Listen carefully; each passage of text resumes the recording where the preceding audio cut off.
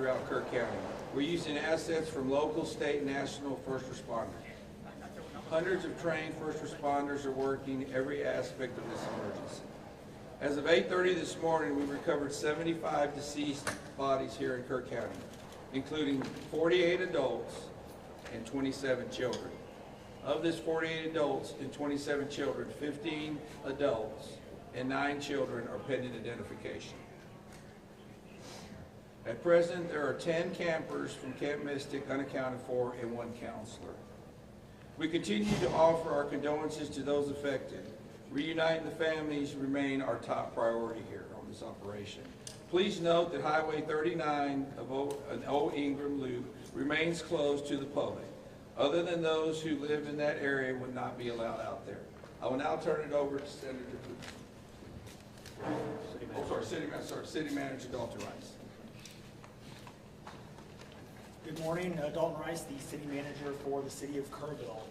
As everybody knows, we are working in conjunction with the city under a unified command response and again, a lot of devastation. Our hearts go out to the families and the victims.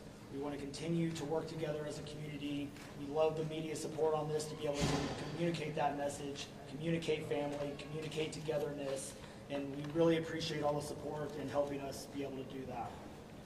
Search and rescue as the sheriff said, search and rescue operations will continue today from Hunt in North Kerr County all the way to Canyon Lake in Comal County. Now, we're only focused on the Kerr County side, but we wanted to talk about that because a linear from Hunt all the way to Comal County in a straight line distance is over 100 kilometers.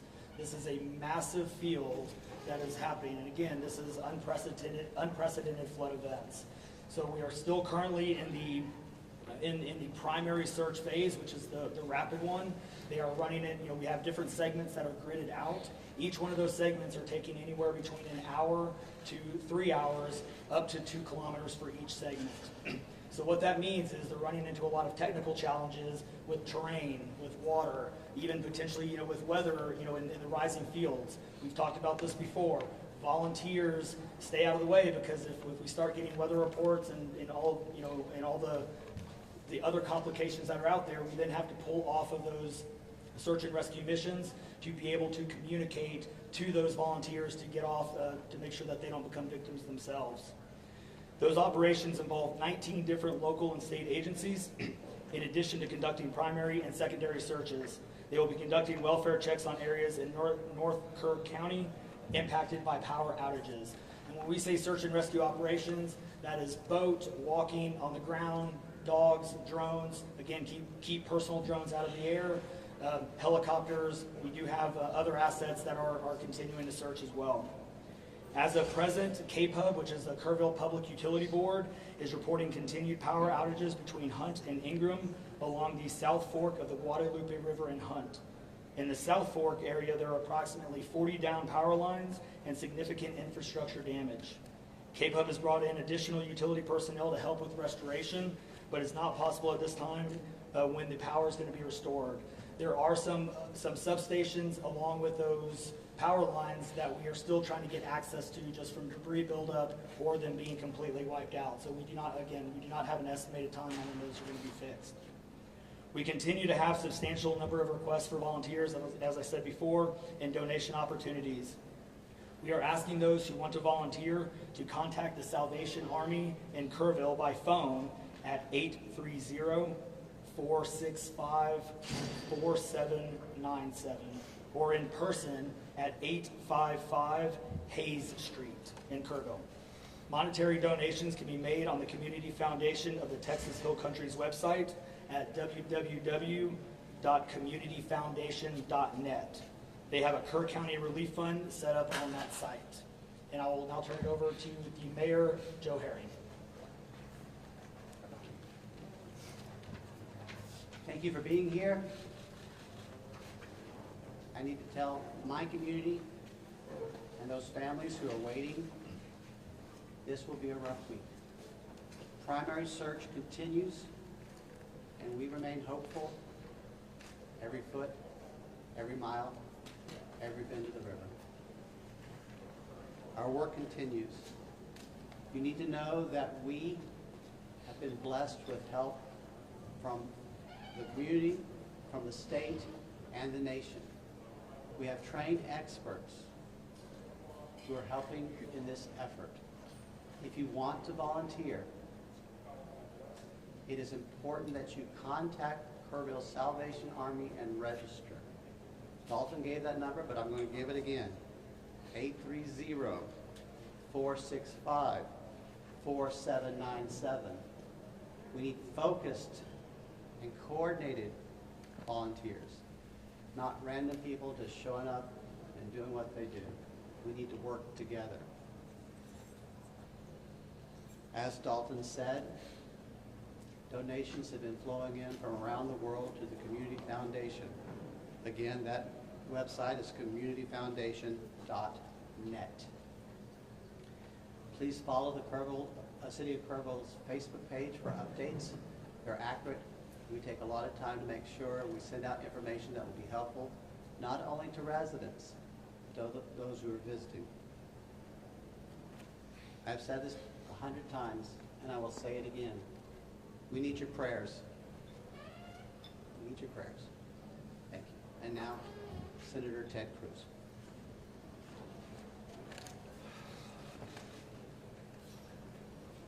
Texas is grieving right now. The pain, the shock of what has transpired these last few days has broken the heart of our state. As of yesterday, the confirmed death toll was 82, and those numbers are continuing to go up. The children, the little girls who were lost at Camp Mystic. It's every parent's nightmare. Every mom and dad. Last week, we were picking up our daughter from camp here in Hunt. Our girls have gone to camp here for a decade. The Hill Country is an incredible part of Texas, part of the country. The natural beauty here is incredible. The camps that have raised generations of little girls and little boys and instilled character and love and faith are extraordinary institutions. And I'll tell you, the pain in our state, and it's every part of the state. We've got Texans from all over the state who were here celebrating the 4th of July.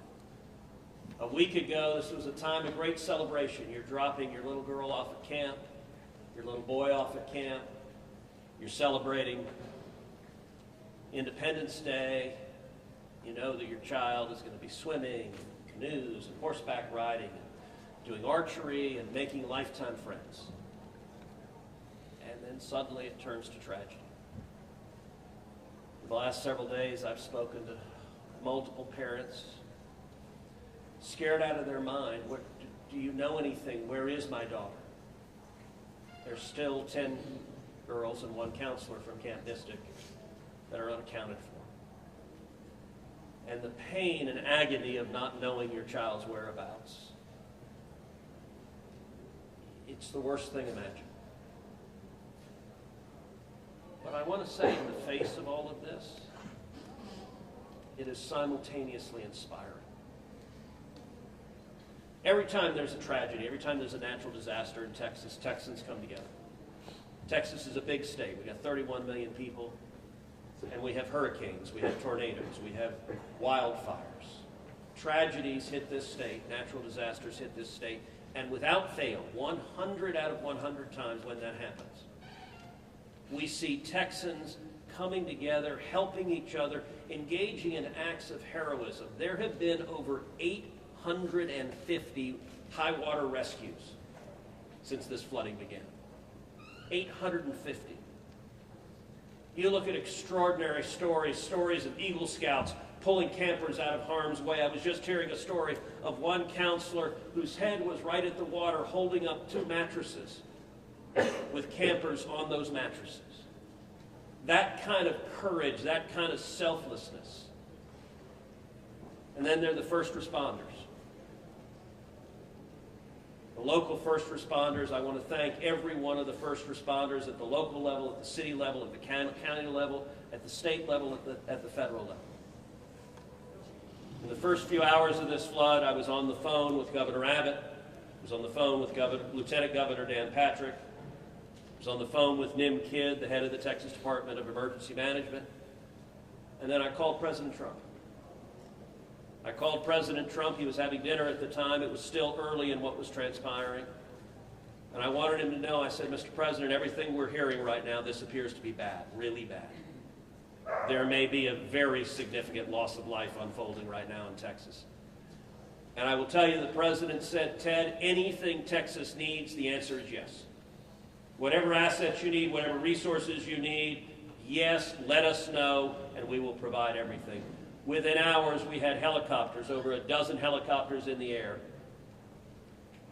National Guard, DPS, game wardens, Coast Guard, doing search and rescue, reaching down. We've all seen the videos of little girls being pulled up, hoisted out of harm's way. Incredible courage and heroism.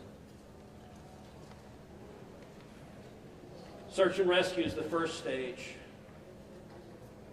but the process of coming together and rebuilding is going to take longer.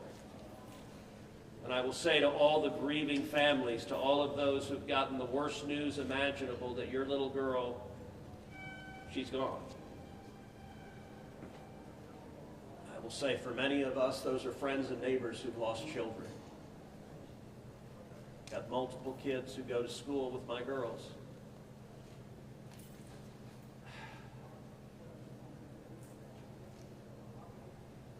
The mayor asked for prayers. And I want to say thank you to the millions of Texans, to the millions of Americans, to the millions of people all over the world right now who are praying for Texas and praying for those parents. Going through this grief, it is going to take love, it is going to take friends and family embracing and hugging and holding them while they weep. And it's going to take the church. With every disaster, one of the things we see here in Texas is the church steps up and the church helps and the church feeds and clothes and comforts. This morning I met with a group of chaplains who've been going through the incredibly difficult process of talking to mom and dad after mom and dad who just lost the most precious person they ever knew. And those chaplains are just trying to love them and show God's love. So I want to say we will come through this. To those in the midst of grief right now, that might seem hard to fathom. But Texas will come through this. And I just want to say thank you. I want to say thank you to these gentlemen here who are working. They are not sleeping. They are working every day. Thank you to the families. Thank you to the Salvation Army. Thank you to everyone who is just reaching out and saying, how can I help? We will come through this, and we'll come through this together. Thank you. And now we'll take questions. Senator, you talked about how you know kids here, how you've taken your own kids to camp. Was it ever communicated to you that there was a need, that it was a priority to have a warning system so people had a chance to escape something like this? Well, listen, I think anytime you're dealing with major rivers, there's a risk of flooding, and there's always been a risk of flooding, particularly on the Guadalupe River. I will say, in the wake of every tragedy, there are things that are predictable. One of the things that's predictable is that you see some people engaging in, I think, partisan games and trying to blame their political opponents for a natural disaster. And you see that with the hurricane, with the tornado, with the wildfire, with this flooding, where people immediately say, well, the hurricane is Donald Trump's fault. You know, look, I think most normal Americans know that's ridiculous, and I think this is not a time for partisan finger-pointing and attacks. Now, after we come through search and rescue, after we come through the process of rebuilding, there will naturally be a period of retrospection where you look back and say, okay, what exactly transpired? What was the timeline?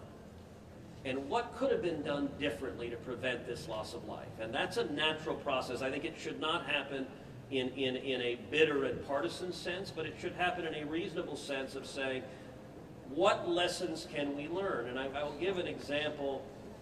You know, Houston's my hometown. If you live on the Gulf Coast, we get hurricanes. That's part of living on the Gulf Coast as hurricanes hit. And I do think Texas as a whole has learned over time how to deal more effectively with hurricanes. And so you look here, we know the National Weather Service put out an emergency warning just after 1 a.m. and a second emergency warning just after 4 a.m. Now, obviously, most people at 1 a.m. and 4 a.m. are asleep. And so I think we will have a reasonable conversation about, A, are there any ways to have earlier detection?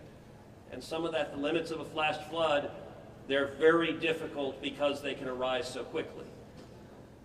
But everyone would agree in hindsight, if we could go back and do it again, we would evacuate particularly those in the most vulnerable areas, the young children in the cabins closest to the water. We would remove them and get them to higher ground if we could go back and do it again. Obviously, everyone would. The people in RVs by the river's edge. We know in disasters like this, RVs and mobile homes are particularly susceptible, whether a flood or a hurricane or a tornado, they're particularly susceptible to that. And so my hope is, in time, we will learn some lessons to implement to next time, and there will be another flood, there will be another disaster. But next time there's a flood, I hope we have in place processes to remove especially the most vulnerable from harm's way. But I think that's going to be a process that will take a careful examination of what happened and how can we implement processes better in the future to prevent this same loss of life. Senator, there were claims that the National Weather Service sent that first flash flood warning that should have alerted phones at 1:14 in the morning. But we have a federal public database maintained by PBS Warn, that says the first emergency alert wirelessly here in this area to Kerr County was not until after 9 a.m. That was more than 4 hours after the severe flooding had come to this area. Did you know that? Have you seen that? And what's your response, knowing the state and cuts to NWS in recent months by this administration? So I don't know the source for what you're saying. All of the public reporting I've seen is that there were 2 alerts that went out, one just after 1 a.m., one after 4 a.m. You know, I can tell you, I talked about the partisan finger pointing. I think there have been some eager to point at the National Weather Service and say cuts there led to a lack of warning.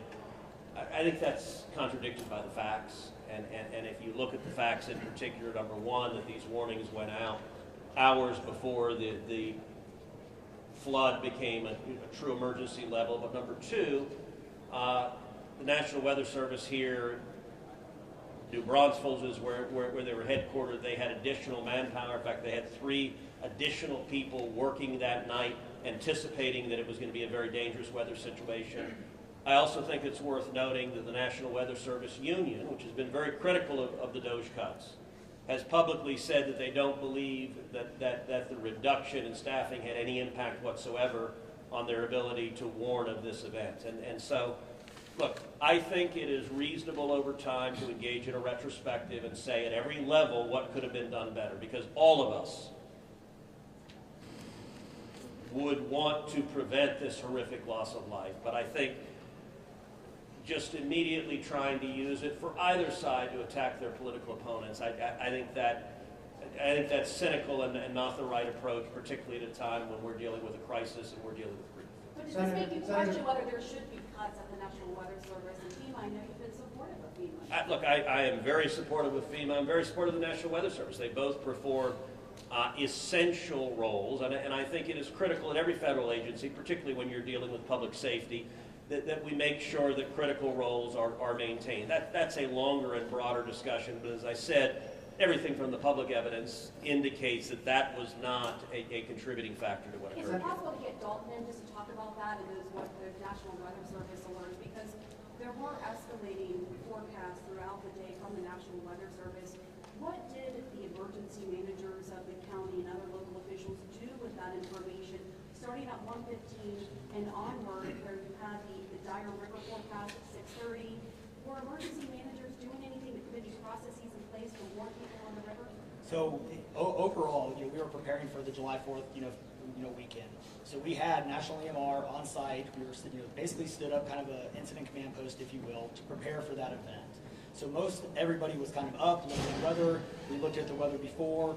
when you looked at the National Weather Service, excuse me, flood map, it spanned all the way from the west side of Texas, with Kerr County kind of being in that upper northeast corner of it. And so everybody, including the National Weather Service, was looking at where's the rain going to hit. We know it's somewhere in here, but with rain, especially when you're dealing with terrain, you got to figure out. Sometimes you don't know until it falls. So once it starts falling, then you got to figure out, okay, how's the watershed going to do this? How's the science going to work? And when you have that north and south fork that we had talked about before, it all converged into one. We do know that a lot of the camps were looking at this just as much as as everybody was. With the rainfall percentages, even the National Weather Service had looked at, and don't quote me on the numbers, but it was anywhere between 1 to 7 inches. We got significantly over that. And again, when it goes into very congregated areas and how that watershed shifts into the rivers, that impacts things. And so the camps, obviously, we've heard stories where campers were getting up. They were up at 3:30 in the morning. They were trying to move to higher ground.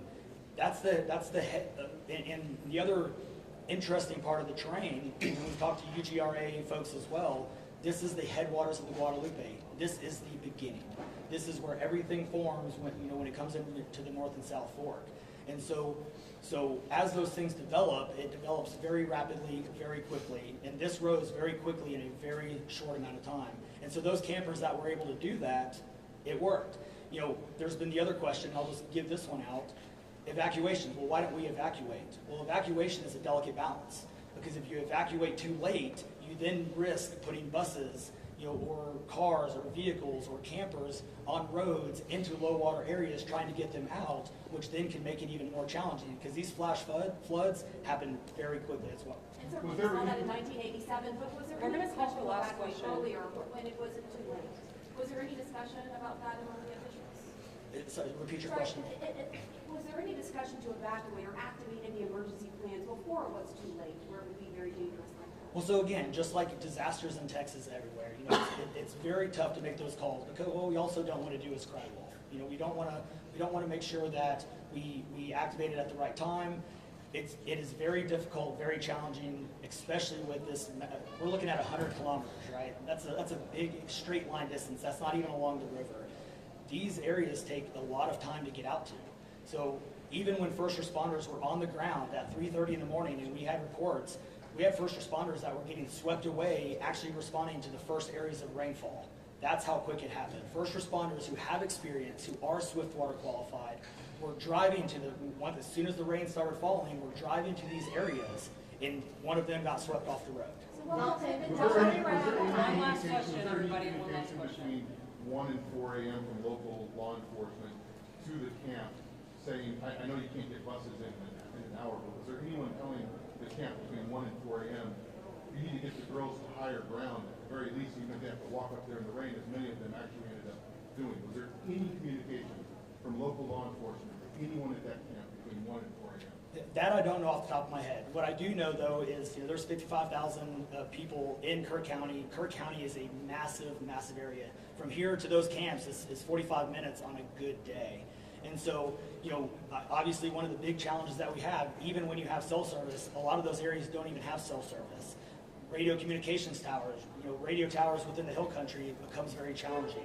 So there's a lot of areas, especially when weather comes in, where cellular towers are down or you already have bad service. So there's a lot of factors that play and a lot of variables in there on communication that, again, I think as we work through this process, we know everybody has a lot of questions regarding what are the next steps and what's next. And I think all of these things, these are all great questions. And as we continue search and rescue and as we continue to move to the next step, we definitely want to dive in and look at all of those things, from cell service tower to radio communications, or emergency alerting. Any of those things, I think we all really need to take a look at and review, and we're looking forward to doing that once we can get this search and rescue and stuff. In regards to the total number of, before I say anything else, I just want to say thank you to you, all the first responders, everyone involved. We've been praying. Thank you. We've been praying. The media's been praying. Thank you guys for doing that. I've got two questions. One for you, trying to get an accurate count on number of missing. I know you can't. I know we don't know we don't know what we don't know. Yes. But do we know a rough idea on total estimates that are still missing overall throughout the county? And then one other follow-up. This may be for Senator Cruz. A lot of speculations being made about this being somehow man involved with the weather modification, with some of the rainmaker technology, working with farmland.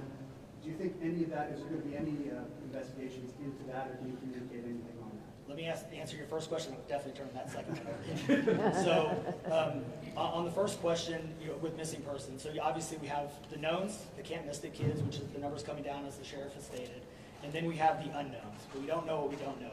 We actually have a 5 hotline line. It fluctuates between 3 and 5, but we're working on it. We get calls 24 hours, 7 days a week. We haven't hit the weeks yet, but we're still taking in calls. We are collecting all that information. So we don't have a solid number that we're willing to talk about right now. We do know that it is a lot, because we also are getting a lot of fake calls. You're looking. This is a worldwide discussion, and we're dealing with scammers. Victims' families are being reached out to, saying that they have their kids, pay me money. It's heartbreaking. It's absolutely heartbreaking. We're dealing with with mental health issues, where people are calling saying they have visions. All of these things we're dealing with on a day-to-day basis, and we're having to vet this information, and it becomes very taxing on our people. Again, this is an extremely heartbreaking. This is, if not the worst, one of the worst disasters in this region in a very, very long time, even beyond 1987. And so, but we're would best estimate like dozens or hundreds, or just to give people an idea. a lot. So, At what point do you think? The follow-up, yeah. Yes. the follow-up question. Yeah, And not to get into the weeds on, people are asking lots of questions, and where should we start the investigations after? to the best of my knowledge, there is zero evidence of anything related to anything like weather modification. And look, the internet can be a strange place. People can come up with all sorts of crazy theories. What I know is a reality is that a whole lot of Texans are grieving right now. I will tell you, I was visiting with one parent who was talking about online, being harassed online because their information was public, that they had a little girl who was missing at Mystic. And look, there are a lot of people who are messed up, and my call for everyone, there's a time to have political fights, there's a time to disagree. This is not that time. This is a time just to reach out, support each other, go volunteer at the Salvation Army, give them money, go volunteer at your church, go. You know what I did when this happened? Just go hug your kids. Because I got to tell you, I hugged my girls with tears in my eyes, because every one of us who's a parent, there but for the grace of God go I. And nothing will fill the void in these moms and dads' hearts, but they'll make it through it. And every one of us, we have an obligation to come through and help them make it through it. And look, Texas will come through, and let me say, Kerr County, the Hill Country is incredible, it is beautiful. And these summer camps, Camp Mystic is an incredible Texas institution. For a century, it has made a profound difference helping young girls become strong women in Texas and across the country. And so, for me at least, I'm praying for these camps, I'm praying for all the campers, everyone implicated, everyone impacted, and I hope we come together and stand as one. Thank you. Thank you. Questions. Thank you, everybody.